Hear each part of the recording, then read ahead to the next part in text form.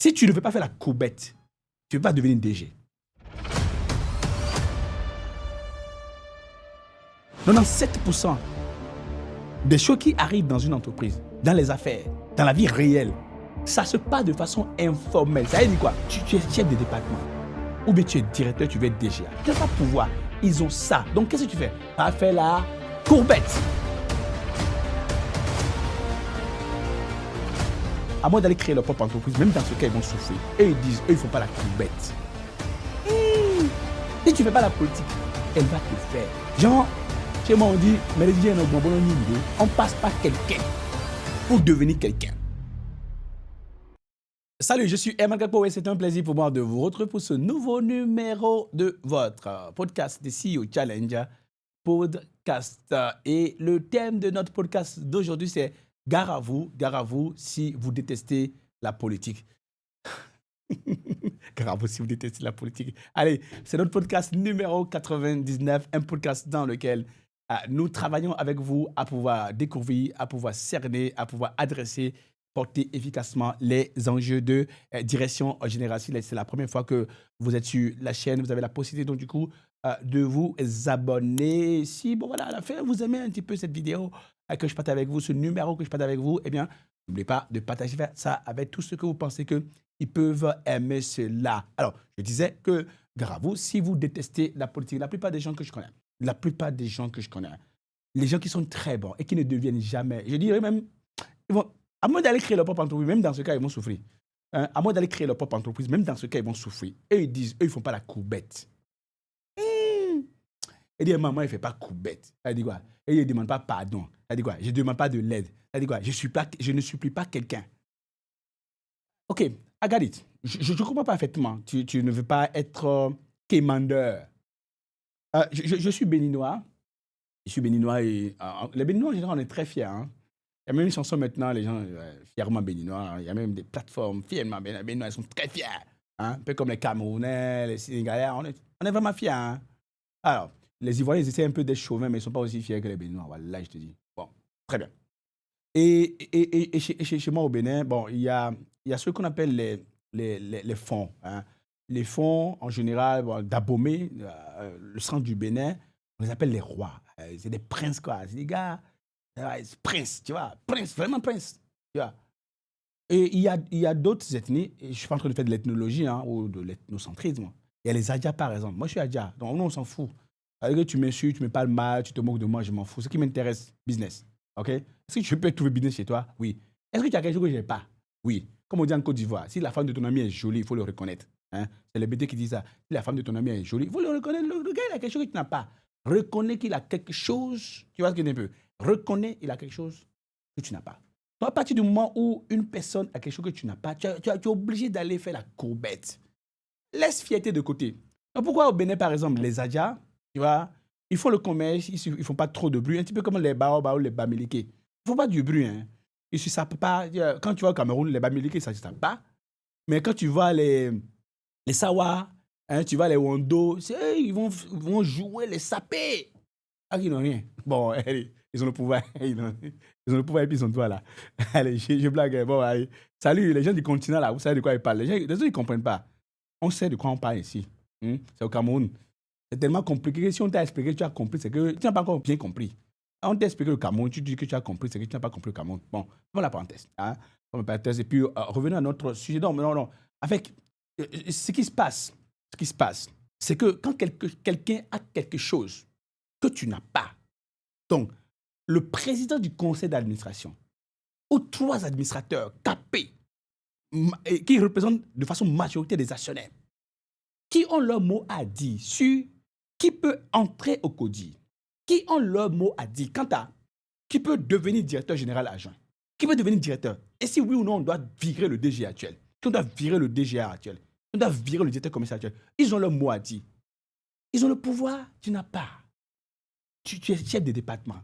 Ou bien tu es directeur, tu veux être DGA. Tu n'as pas pouvoir. Ils ont ça. Donc, qu'est-ce que tu fais? Tu vas faire la courbette. Elle dit non, pas du tout. Moi, ok. Des gens comme ça, là, il leur arrive 3 choses. Soit ils finissent moisis, ou ils finissent consultants, ou bien ils vont au Canada. Tu comprends? Oh là là. Ouais, man, t'es pas gentil. Désolé. Hein, non. Si ça tombe sur toi, c'est que je ne l'ai pas prémédité. Tu vois un peu. C'est pas comme si j'ai scénarisé ça. Hein. Et là, je suis en live, donc direct.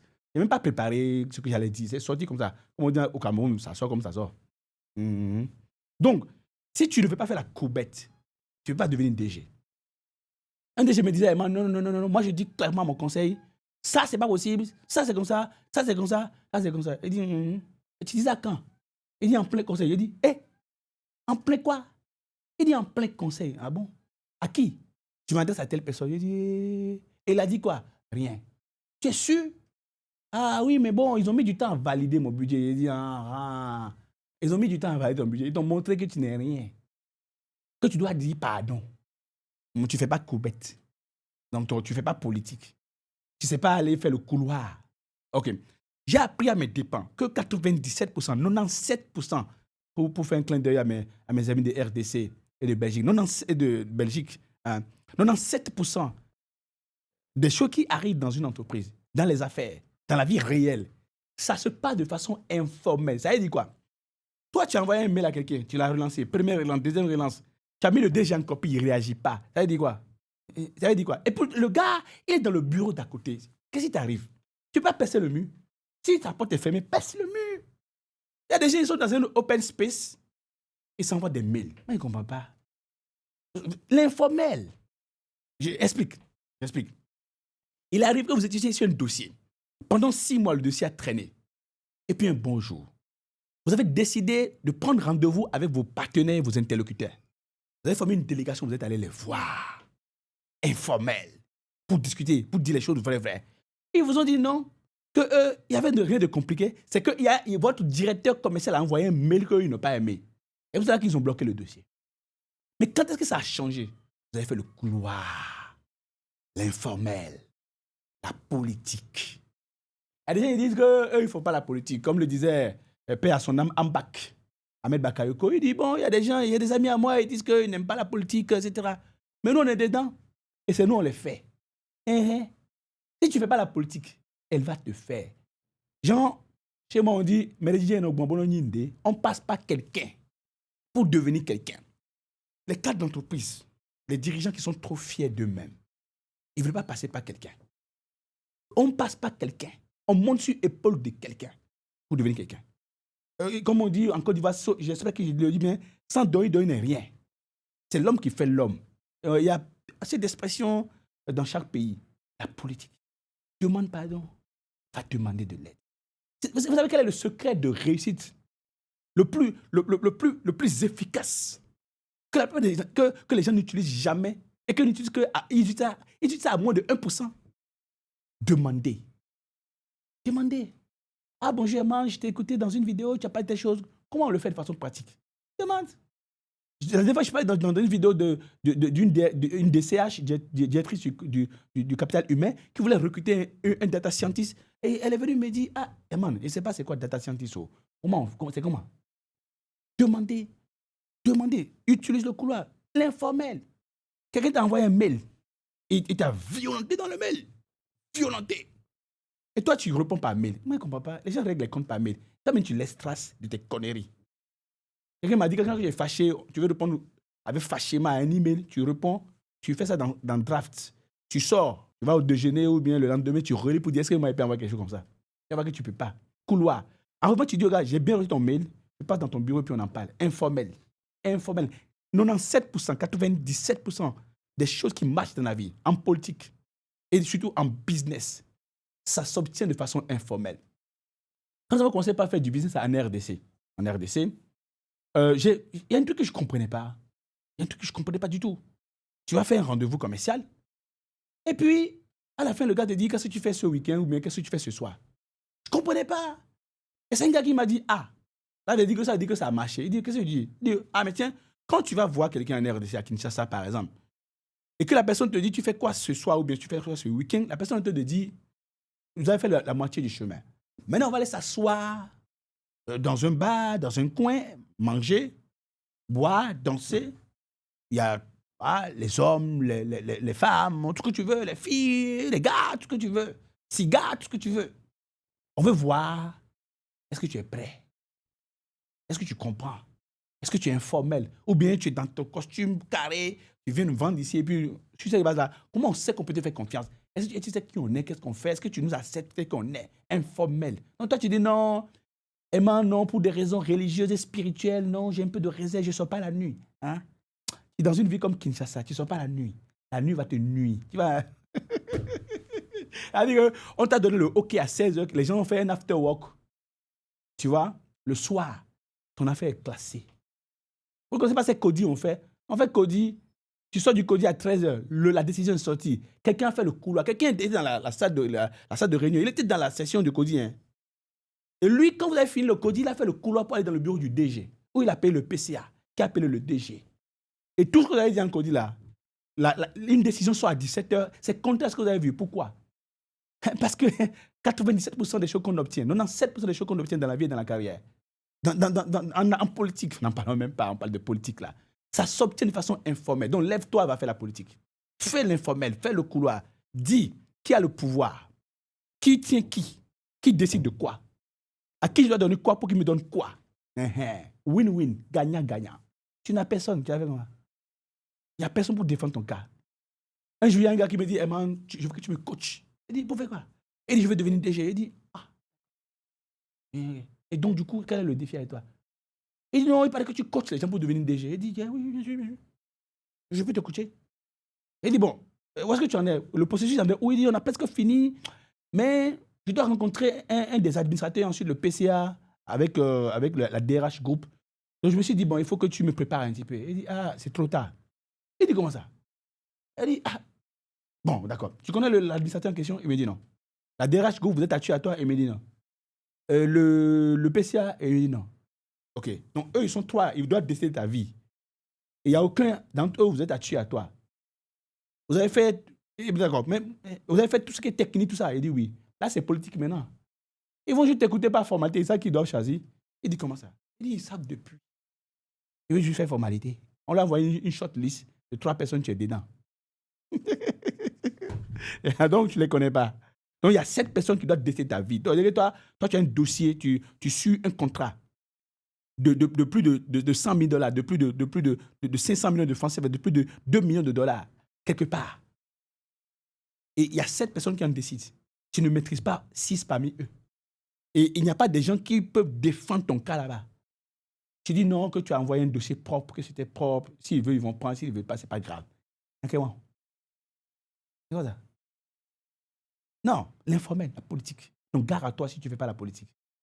Enfin, je ne sais pas comment je vais vous l'expliquer, mais le pilotage d'une boîte, c'est une question de gestion des parties prenantes. Et je connais beaucoup de débutants, pardonnez-moi, je n'ai pas dit vous, hein. Si vous êtes le cas, ce n'est pas grave. Qui se sent mauvais, n'a qu'à se moucher. J'ai mal parlé encore. Après, comme le dit Mick, après vous allez encore dire que je... Bon, bref.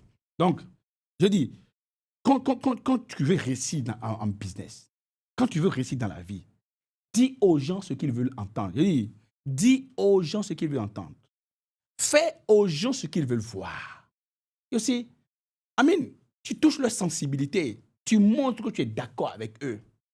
On reviendra là-dessus. Hein. On appelle ça la méthode du lean-in. On va revenir là-dessus après. Le lean-in. On ne dit pas tout. Ce n'est pas tout qu'on dit. Même dans la sagesse africaine, on dit ce n'est pas tout qu'on dit. Non, il y a les débutants. Et non, DG, techniquement, ça ne passe pas. Monsieur le PCA, j'aurais bien vous dire que c'est bon, mais ce n'est pas bon. Suivant la réglementation, il dit quelle réglementation? On dit le PCA, tu dis réglementation. Il dit non, notre secteur est un secteur réglementé. Réglementé. Tu as réglementé et puis les politiciens vont dérégler ça vite. Parce que c'est eux qui décident. Et ils ont appelé les gens avant. Celui qui va décider qu'on va déclasser un dossier de crédit qui tombe en impayé, là. On l'a payé, il est là à la commission bancaire, là. On l'a déjà appelé avant de lui dire de ne pas faire. Eux, ils ont fait politique, on appelle ça informel. Et tu ne sais pas faire. Et tu te fais avoir à chaque fois. Et tu sautes, tu es dans ton truc de technico-technique, technicien, technical, technique. On ne mange pas ça. C'est les gens qui sont fait la politique. Ça veut dire que quoi? Quand tu es assistant, tu as besoin de ta technicité à 80% et de la politique à 20%. Quand tu deviens chef de service, tu as besoin de la technicité à 60% et de la politique à 40%. Quand tu deviens chef de département, tu as besoin de la technicité, je dis bien de la technicité à maximum 20% et tu as besoin de la politique à 80%. Quand tu deviens directeur, tu as besoin de la technicité à peine 10%, 5, 10%, et tu as besoin de la politique à 90%, 90%. Mais quand tu deviens DG là, tu fais la politique. Terminé. Donc si tu es DG que tu n'aimes pas la politique, c'est pas grave. On se fait une petite séance de coaching, je vais te dire. Tu te fais avoir pour rien, tu envoies des mails, n'envoie pas. C'est-à-dire que tu vas voir que les dirigeants dans ta boîte, si tu es dans un groupe par exemple, ils n'envoient jamais un mail de plus de 2 phrases. 2 phrases, 3 maximum, parfois laconiques. Validé, non, accord, bien vouloir me contacter, réserve, affaires. Des trucs laconiques, ils ne parlent pas beaucoup. Vous faites des mails longs, vous détaillez tout sur vos incompétences et les gens découvrent ça. Ils savent qui tu es, ils savent quoi faire de toi. Toi-même, tu livres avec les trucs qu'on va mettre contre toi là. Tu dis ça. Après, ce qu'on dit à quelqu'un, on l'arrête. On dit vous êtes en état d'arrestation, vous avez le droit à un avocat. Vous pouvez garder le silence, car tout ce que vous direz sera retenu contre vous. Donc, les gens passent le temps, les débutants, ils envoient des mails, ils argumentent. Un auditeur est passé chez eux, il dit non, ils disent ça avec un gars du groupe, etc. Ou bien un administrateur, il demande à un administrateur d'avoir des justificatifs. On ne demande pas à un administrateur ni au PCA d'envoyer les justificatifs d'un paiement qu'on lui a fait. C'est pas comme ça se demande. Un peu plus informel, tu appelles son assistante. Tu travailles son assistant qui va le travailler. Il t'envoie ton truc. On appelle ça la politique. Tu ne sais pas faire ça là, ça va te manger. Je ne sais pas si j'ai été assez clair. Alors, j'ai deux bonnes nouvelles, deux bonnes informations. La première, c'est que j'ai enregistré un cours, il est un peu long quand même, de 5 heures environ, sur la gestion des parties prenantes, le management profitable des relations et le networking diplomatique pour les dirigeants. Gestion des parties prenantes, c'est-à-dire salariés, actionnaires, régulateurs, l'État, les clients, les fournisseurs, etc., le banquier, etc. Donc, les parties prenantes, le management profitable des relations et bien évidemment, le networking diplomatique pour les dirigeants. C'est disponible sur notre plateforme monpotentielcertifié.com à seulement 29 500 ou $45 et vous allez pouvoir suivre le cours. Et pendant ce temps, au mois de juin prochain, nous allons un workshop, ça se passera à Cape Town, justement sur la gestion des parties prenantes. Et on va parler de politique. Alors, si tu t'es fait avoir déjà, le poste était là, quelqu'un a pris ça à côté de toi alors qu'il n'avait pas la même compétence que toi. C'est parce que tu as été politisé par la politique qui t'a politisé. C'est politiquement politique. C'est critique, n'est-ce pas? Allez, prenez ces 2 rendez-vous-là. Vous pouvez aller sur notre plateforme de nestceoworkshop.com pour pouvoir vous pré-inscrire déjà à ce workshop-là en juin à Cape Town, en Afrique du Sud. C'est mieux de le faire maintenant parce qu'il y a des visas à obtenir. Et vous pouvez, pendant ce temps, suivre le cours sur la gestion des parties prenantes, le management profitable des relations et le networking diplomatique pour les dirigeants, pour ne plus jamais être victime de la politique politicienne qui est bien présente dans toutes les entreprises, même de moins de 10 personnes. J'ai été très heureux d'avoir été avec vous pour ce numéro de votre podcast, le CEO Challenge Podcast, et je suis très heureux de vous retrouver. Pendant ce temps, si c'est la première fois que vous êtes vous suivez des vidéos comme ça, il faut bien évidemment vous abonner à la chaîne HNC Executive Education et de partager la vidéo avec une personne qui a été victime de la politique ou qui est trop naïve ou immature et qui doit maturer pour comprendre comment on porte efficacement les enjeux de direction générale. Ciao.